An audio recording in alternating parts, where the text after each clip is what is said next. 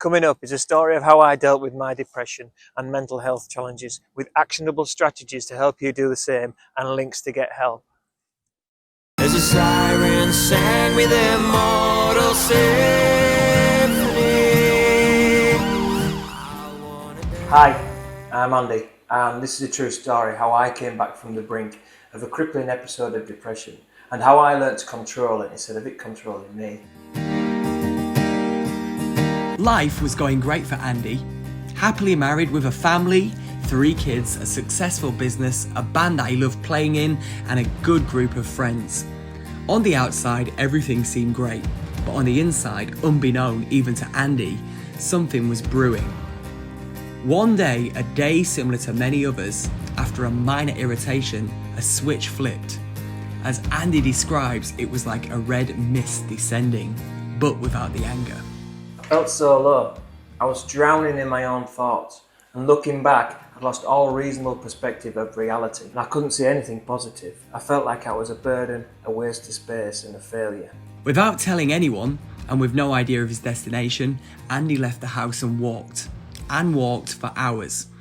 None of the frantic phone calls from family and friends are acknowledged or answered, and in Andy's words, it was like he'd moved into another world. And because I'd lost touch with real life, I didn't think about my actions. It hadn't even crossed my mind that people would be concerned, which is really strange for me because I'm a really thoughtful person. And all I had in that moment was me and my negative thoughts.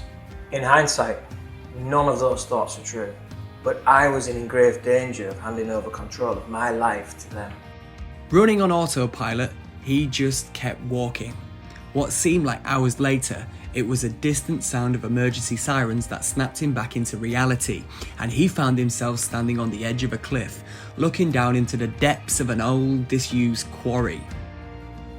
Having broken out of his temporary depressive prison, and with a little more sense of reality, he started trying to understand what had just happened. He'd felt great the day before. He realised the only thing different was how he was viewing the world. He was thinking different thoughts, which was changing how he felt, which was changing his actions. Standing at a metaphorical crossroads, Andy had a choice to make. Either square up to this thing or give into it and serve whatever sentence it decided to impose. Luckily, he chose to square up and fight, almost literally for his life. At the time, I didn't realise what I was experiencing was depression. My life was great. Why would I be experiencing depression? But the reality was, I was depressed and something had to change. But one thing I did know, in that moment, it was only I that could make that change happen. Much to the relief of everyone, Andy backed away from a cliff edge and made his way back to his home and his loved ones, where he was given an open forum to talk and explain his thoughts and feelings without judgment. A trip to the doctors led to an official diagnosis of depression and a prescription for medication. Andy knew quickly that medication was not a long-term solution for him. So he started reading, listening to podcasts, watching documentaries, anything he could get his hands on to help him understand depression. Anything that was suggested was implemented. Exercise, drinking more water, drinking less alcohol, good diet, doing the things that he enjoyed, all became the norm. Though they often took discipline to do them, even if he didn't feel like it, he knew in his heart that doing those things held the key to his mental and physical well-being. So, here we are. Life's good. And I'm in control of my emotional state. Do I have my down days? Yeah, sometimes. Like all the sunshine, you can't have negatives without positives. But I'm here to tell the tale of how with support and the skill of controlling where you put your focus and therefore your energy, you too can win the fight. Hey, what is going on? My name is Paul Mort. I am 2 times UK Master Coach of the Year, a best-selling Audible author, and the host of a podcast where I have interviewed the likes of Tyson Fury, Ant Middleton, Chris Ramsey, Russell Kane, James Haskell, to name but a few. And I have worked with thousands of people, particularly men, all over the world, on mastering their mood and their mind. And here are 3 tips if you ever find yourself in that position.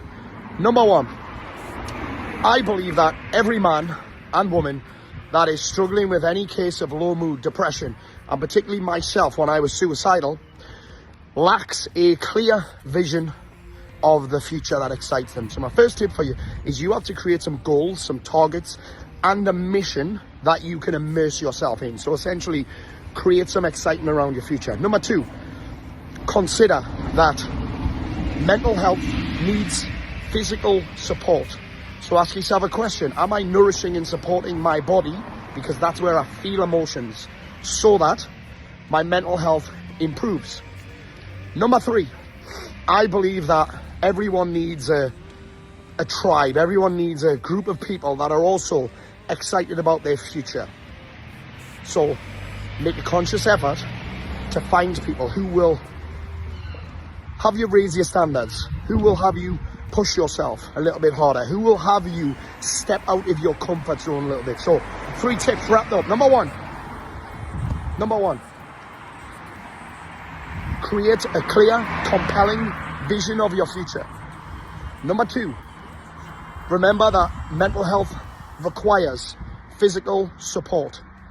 Number three, get around people that are excited about their future. Let's go. So if you're struggling with your mental health, the first thing is to ask for support. There are links in this description and in the comments below of people who can help you. Vulnerability is a superpower, and opening up is the start of beating depression. And believe me, you are alone. Our song, Heart Full of Hollow, is a recollection of what happened and what ensued. If you enjoy it or it resonates with you, please share it with someone who you think needs to hear it.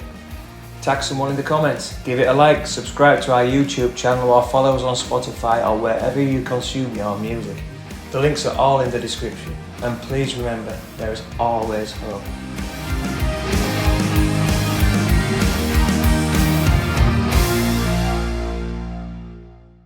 I was sold a dream in the shape of a pill.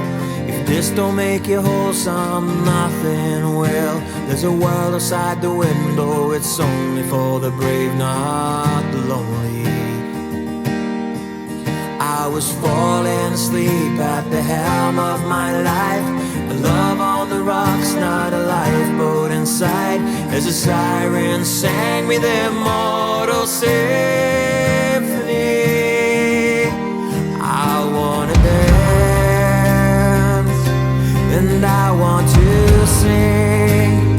I wanna love, yeah, all of those little big things. But I've been bruised, and I've been broke.